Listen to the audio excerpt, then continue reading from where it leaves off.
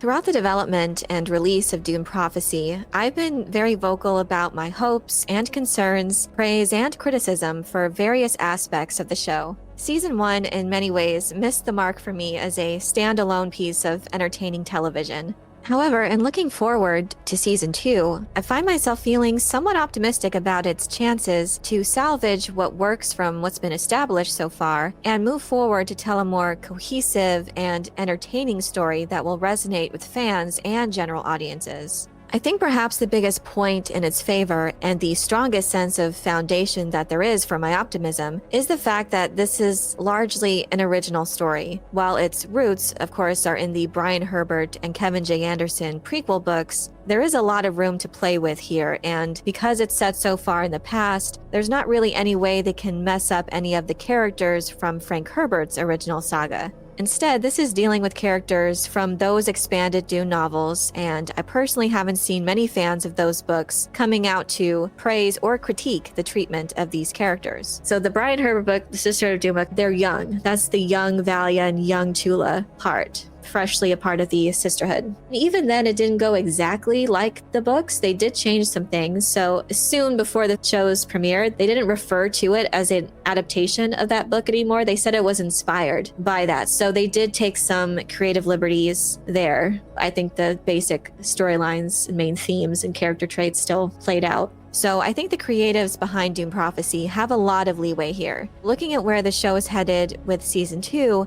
it seems that now we're going to be on Arrakis. Now that's going to be a more substantive part of the story. And now we're going to have less technology, I assume, because the Bene Gesserit's extremely sophisticated thinking machine in the basement is destroyed, officially. Hopefully there's less of that. And possibly we have Tleilaxu interference here. It just makes so much sense to me that that's what they would do. And the theory is going around, we still don't know if Desmond is a Gola or not. So that's a theory video I would love to do. This is another thing I hope for Season 2 is I hope that we just stay in the present. And if there are flashbacks, okay, but I'd rather them be concise and very well connected to what's going on in the present. So it has to be executed with precision and with care if we're going to continue to flashback. Personally, I don't really like flashback shows where it's like integrated into the formula of the whole show. You could also reference things that happened in the past. We don't have to go all the way back. It just feels jarring.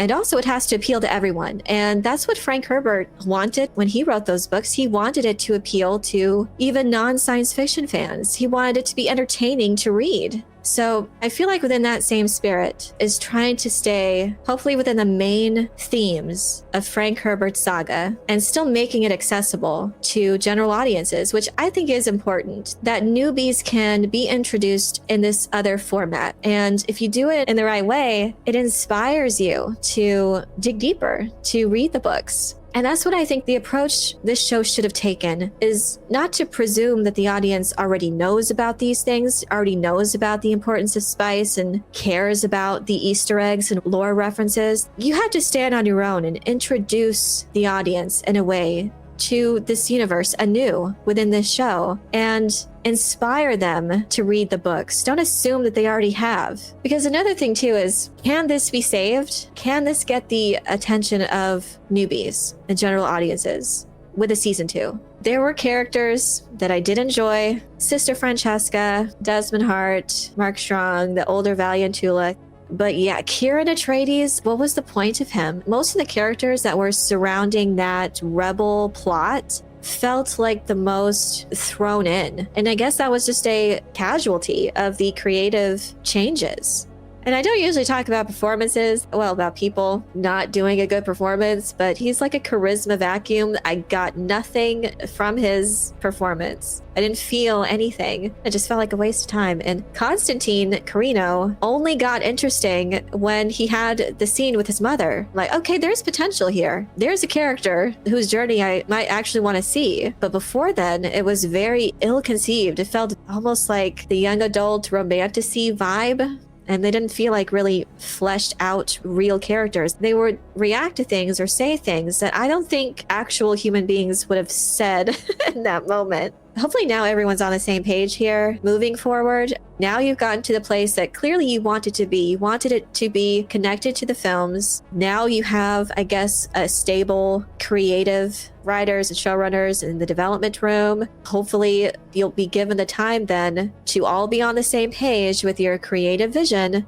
That's why I'm actually cautiously optimistic about season 2, because I feel like now they're in a more stable place for something really good to happen as far as the story. There's a lot of potential. At times, it's just so frustrating. And for me, too, I felt like primed to have liked this show. I'm already a Dune fan, and I also like slow burn shows. I mean, the issue with slow burn shows, they have to be well written, and your characters have to be fascinating and really just rope you in with seeing their journeys. And I like political intrigue dramas, and just in general, I like science fiction television. So I feel like I'm primed to be a fan of this show. This would have hit on all of those things for me.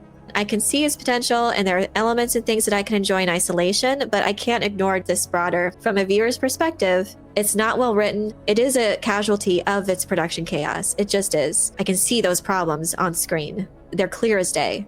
Initially, I did not like the reveal of Desmond Hart's nature of his powers, because at that point, the season had so heavily leaned on machine technology. It just bugged me how technology was so prevalent. And it was technology that was AI. That's what bothered me the most. I don't mind seeing a hunter seeker, but it has to have a human operator. And also, hunter seekers are assassination tools. They are not large-scale detonation devices. This is at a time where that style of combat isn't a thing anymore. And so very inconsistent use when it comes to just the basics of this universe, when it comes to the technology. The shields, very poorly conveyed as well. It relies on the films to have explained how shields work, but the show itself doesn't convey to you how you have to attack differently. Fast on defense, slow on attack, penetrates the shields. I don't think they ever say that. And we show several sparring sessions.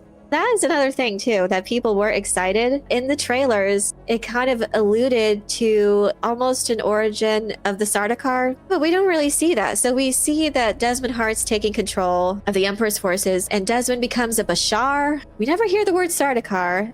It would be interesting if we at least see inklings of a religious fanaticism growing amidst the Carino soldiers. And that's what I thought they might establish, because they did describe Desmond Hart as a religious fanatic in the late promotion, right before the show came out.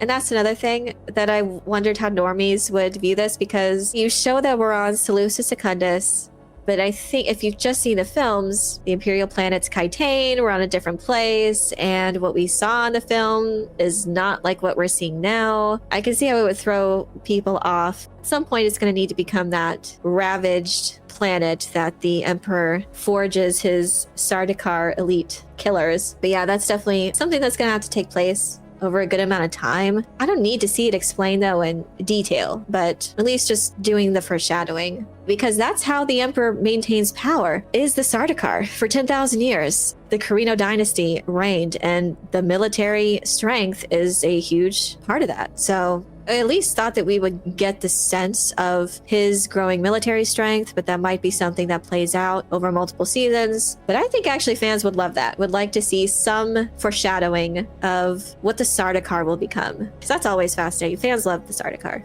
So there's really a big opportunity that the writers for season 2 have to refocus the story on what works and the few interesting elements that can be built upon moving forward. I think fans would like to see how the Carinos secure their hegemony in the wake of the death of the Emperor. And as I've said before, I think more hints towards how they will achieve that with the Imperial soldiers could be cool. I also think there's some interesting possibilities to explore when it comes to the mastermind of Desmond Hart's resurrection. As I've stated in another video, it could be really fun to explore a Bene Tleilax versus Bene Gesserit shadow conflict that explores more of how they were able to augment Desmond and explain what happened with Theodosia, who was of course revealed to be a face dancer.